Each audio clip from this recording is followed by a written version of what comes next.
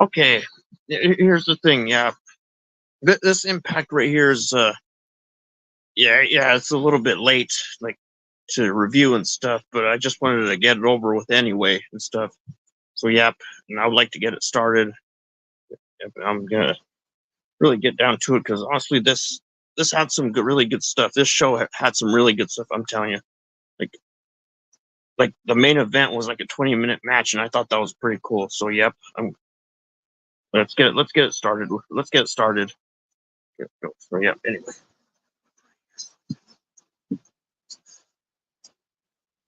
So yeah, we get the show beginning where we left off when TNA Impact went off the air and stuff with Ryan Nemeth, filming Frankie Kazarian as he says that he knows he's the one who jumped Nick Nemeth. Well, we have Nick Nemeth jumping Kazarian stuff while beating him down until he is pulled off by security as Kazarian flees and stuff.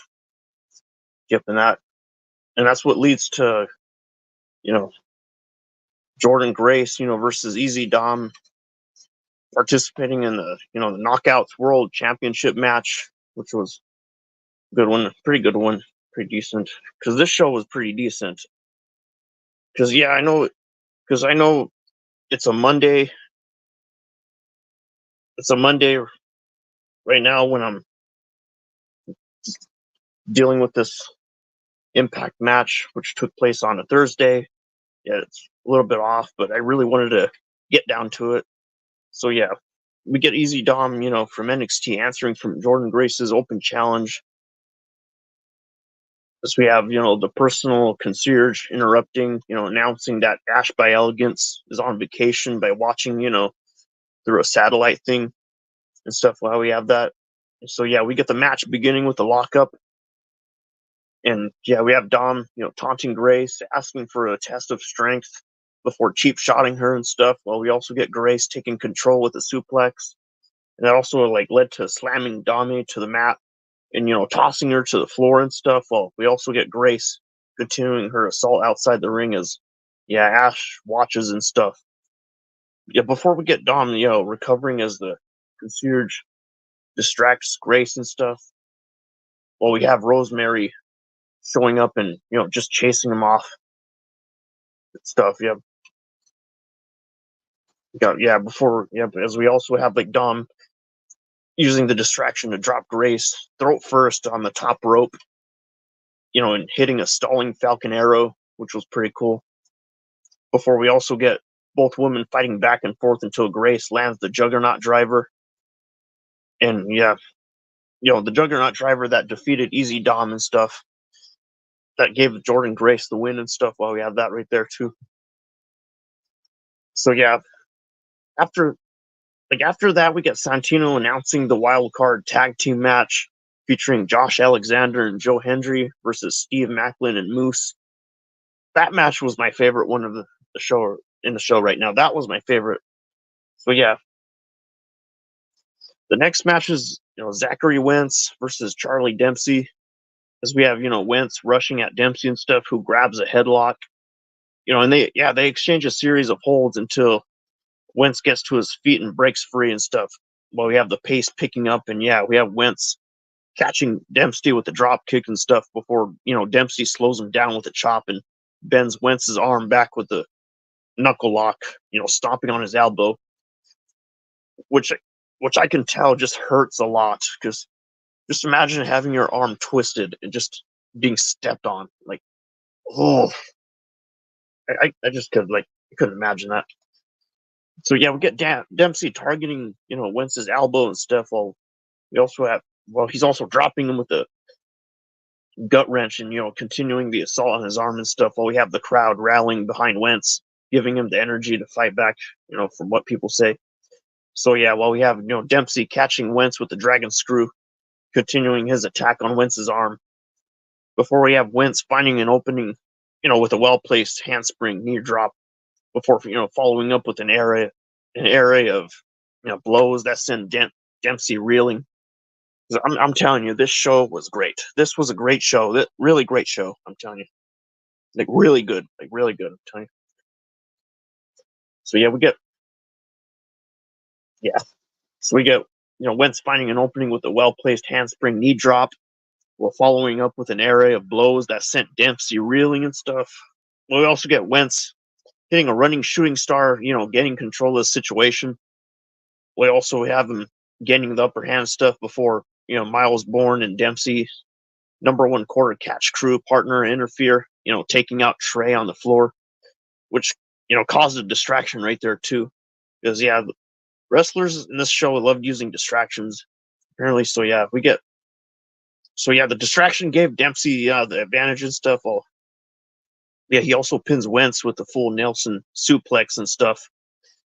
As we also get the no quarter catch crew, then, which leads to beating down Wentz and stuff. And that allowed like Charlie Dempsey to defeat Zachary Wentz.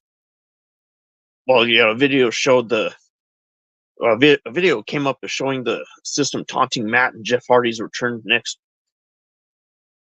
week on Impact. Well, you have Moose praising JDC for pulling his weight and stuff. Moose also takes shots at Josh Alexander and Joe Hendry ahead of their match later on. So, yeah, we get Charlie Dempsey and Miles Bourne taunting the Rascals and stuff, claiming that the no quarter catch crew is the most dominant faction in wrestling and stuff. Well, they also emphasize that Dempsey did not show up alone at as Tevian Heights enters the frame and stuff.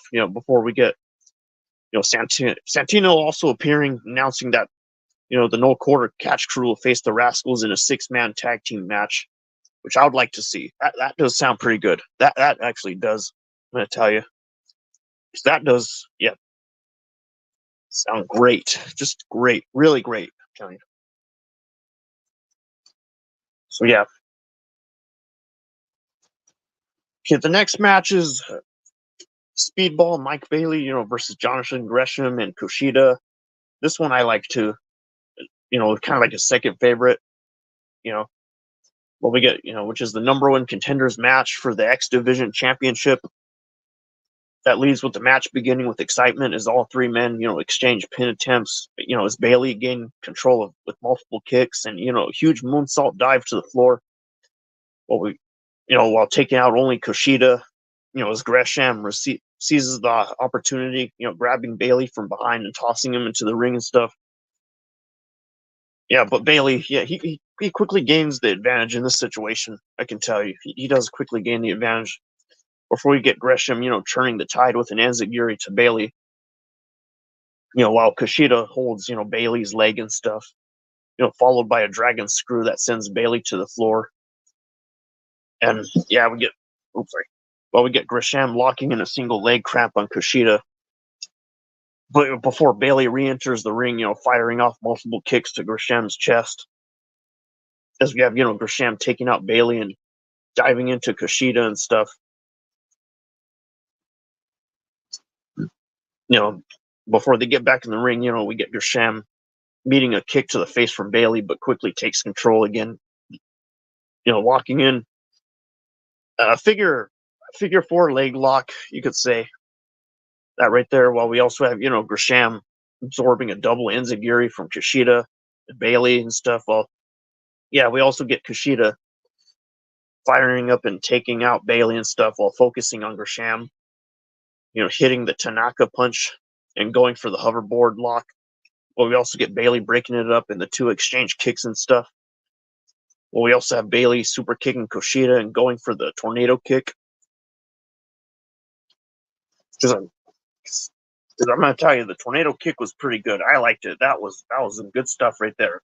The way he just flew right at him, just flew. He just got him right there. That was some good stuff. So yeah, we get Kushida evading the situation while turning and diving on Gresham on the floor. While Bailey sweeps out Kushida's feet and moonsault stomps on him.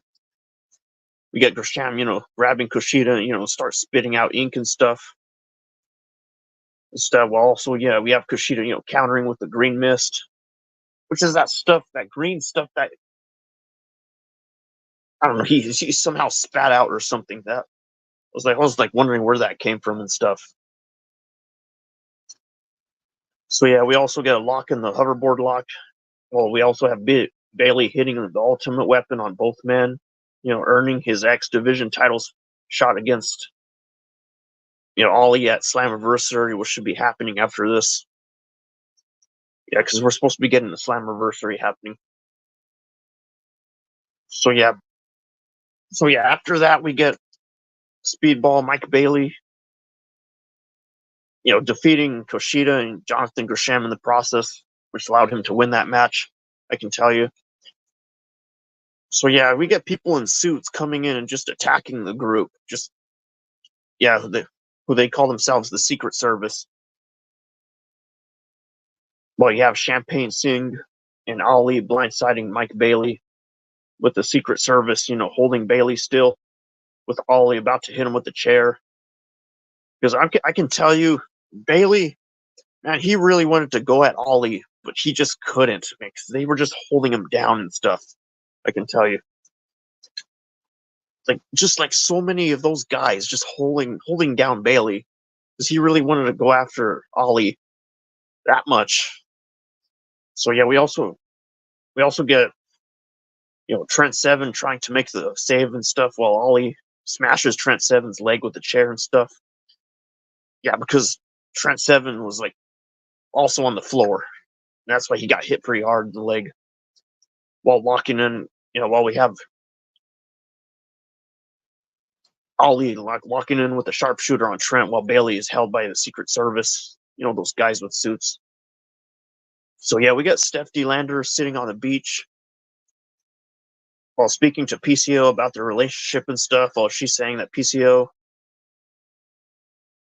she tells PCO that she needs to go back to Australia to tie up some loose ends and ask if she'll wait for him and stuff.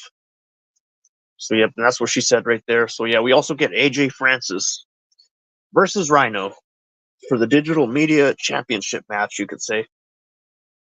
So yeah, before the match begins, we get AJ Francis, insulting Rhino in Philadelphia. I was actually rooting for Rhino because he looked kind of cool. Yeah, but I think AJ Francis gained the upper hand on this situation. So yeah. But yeah, he was prompting Rhino to attack Francis and stuff while we have Rhino setting up for the gore. But we have Rick Swan jumping into the ring and hitting Rhino and stuff, causing a disqualification. So the thing about the guy Rick Swan, he gives me Prince Nana vibes. The guy from AEW. He just gave me that vibe when I was just watching him.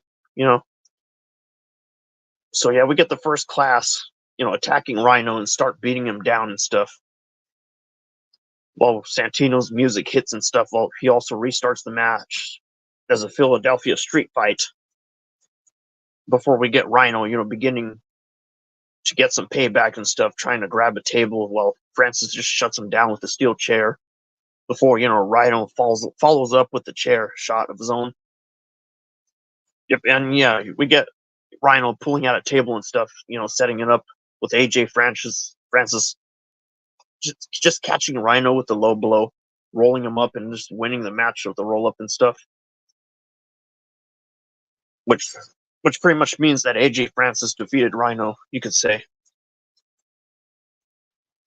As they start attacking Rhino, the lights go out and stuff. And lights come back on, and we get PCO in the background, right behind AJ Francis. Before he attempts to take him out. He also tries to go for a dive, but Francis just decides to pull the rope down and just end up having PCO hit the floor because PCO actually missed and stuff. Before we also get Francis, choke slamming PCO on the ramp and taunting the 2,300 arena, raising the International Wrestling Championship and Digital Media Championship in the air. So yeah, he got 2 championship belts right there. Yeah, AJ Francis took out 2 guys, man. That's 2 guys. 2 guys AJ Francis took out right there. Holy crap. Right. So yeah. So okay. We get a women's match right here being, Tasha Steelz and Giselle Shaw. With, Tasha wasting no time, attacking Giselle during her entrance. while also gaining the advantage before the match begins. As she tosses Giselle into the ring with the bell ringing and stuff, while Tasha continues the beatdown, leading to locking in a headlock as Giselle, tries to fight back and stuff, with the two exchanging pin attempts. But Tasha stops Giselle in her tracks with a super kick, and the two knockouts exchange forearms, and we get, Giselle getting a near fall with a shock and all. But we get Tasha kicking out and stuff, extending the match a little bit longer.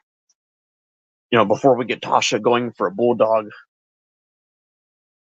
But, we get Giselle turning it into a power slam with Giselle, attempting a denouement, before Tasha escapes the first attempt, only to be nailed with the second one. Which, pretty much secured Giselle's victory right there. So, we get Giselle Shaw defeating Tasha Steelz. And stuff, as we get Gia Miller talking about Gia Brookside, about her intentions to come after Alicia Edwards. And it mentions her recent conversation with Steph DeLander about PCO and stuff. And that concluded the match right there. As we get the next one being JDC versus Chris Bay, going right off to the bell and stuff. As we also get Chris Bay lighting up JDC with rapid strikes and stuff. And I gotta say, what I like about this match is this match had really good momentum right here. Like, they just went off immediately super fast. It was good, I tell you. So we get JDC trying to escape the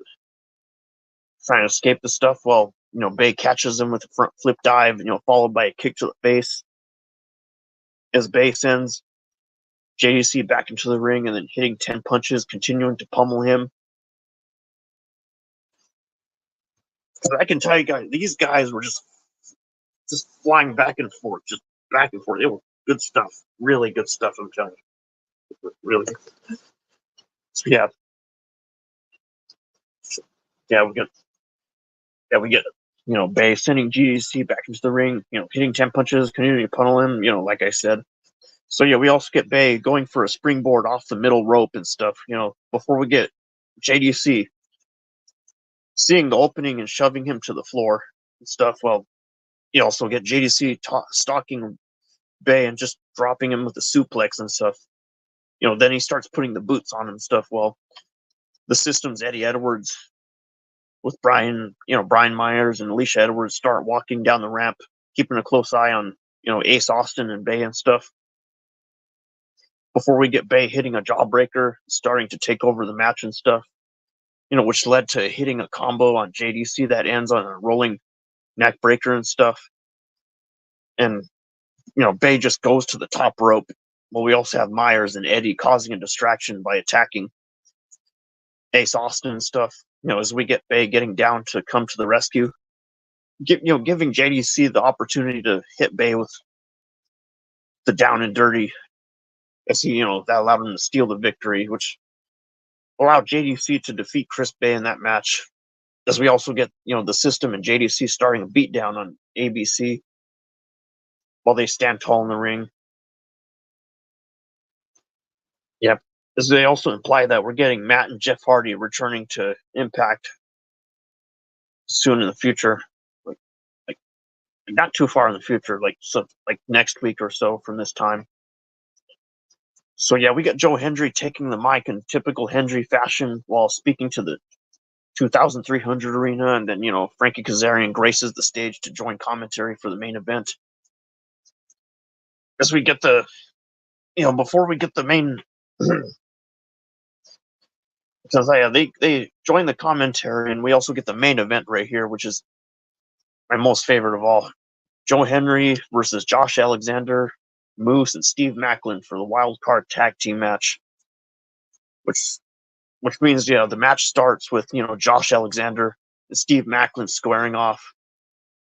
With Macklin going for the KIA. We get Josh, going for the C4 spike. But they just decided to reset and lock up, as we have Josh catching Macklin with an arm drag prompting Macklin to tag in Moose and stuff while Moose takes control of Alexander. Yeah, but we get Josh evading and stuff while he points to Hendry and stuff, who gets the tag and enters the ring and stuff while immediately starting to punch Moose and stuff while Hendry goes for a suplex. But we get Macklin pulling him down and stuff as we have Josh coming in to make the save and stuff while suplexing Macklin and motivating Henry and stuff, who then suplexes Moose. As we get Josh taking back over, sending Macklin to the apron and stuff, going for a crossbody and stuff. And this is the thing. That's the thing. I really wanted to give this show like a 10 out of 10 because it was just so good. Like, this was a good show, I'm telling you. Really active, like nice and active and stuff. No swashes or anything. And honestly, I don't think I wouldn't exactly count 5 minutes as a swash. And yeah, and that's why I say that there's not exactly a swash match on here. Okay, I guess 5 minutes is sort of a squash, but it's not really a squash. Not really a squash, in my opinion, you could say. So yeah, we get Josh finding an opening with the Hurricane Rana, from the second rope, while tagging in Hendry, who, comes in on fire, running through Moose and Macklin and stuff. Yeah, well, we also get Macklin trying to jump Henry, but he gets met with a cutter and stuff while we get Henry popping up power bombs, with Moose getting the crowd control behind him and stuff. Before he goes for the standing ovation. But we get Macklin escaping too and stuff. So yeah, Alexander grabs a blind tag and starts giving Macklin the German suplexes. So, yeah, like dude, he started doing the suplexes like repeatedly, like one after another, just one after another, just German suplexes, just repeatedly. It was, oh my gosh, it was. So yeah, we get Josh getting fired up with the momentum in his favor, as Moose cuts off the momentum, and we get all four men start teeing off on each other, just going off on each other and stuff. While we have Macklin and Hendry going down as Moose and Alexander continue throwing blows and stuff before we get Alexander clotheslining Moose inside out before pointing to Hendry. Yeah, and we get Josh going for a C4 strike while Hendry goes for a standing ovation. Yeah, but we also have Kazarian hopping up on the apron and stuff, causing a distraction that leads to Moose hitting a spear, with Macklin hitting a KIA, so he could take the victory. Yep, and that's why we have Moose and Steve Macklin defeating Josh Alexander and Joe Hendry. Just, man, just really good stuff. It was just great, too. Fantastic. I liked it, man. I really did. So, yeah, which pretty much, yeah. So, yeah, that victory pretty much concluded the main event and the rest of the show. And what I gotta say is I gotta give this show probably like somewhere between a 9 out of 10 or a 10 out of 10. So I guess that counts as a 10 out of 10. So yeah, I give this Impact a 10 out of 10. The July 11th Impact show, yep, that gets a 10 out of 10 right there. Yep, and that's pretty much all I pretty much have to say right now about the show and the video right now. And yep, I'm signing out. Pretty much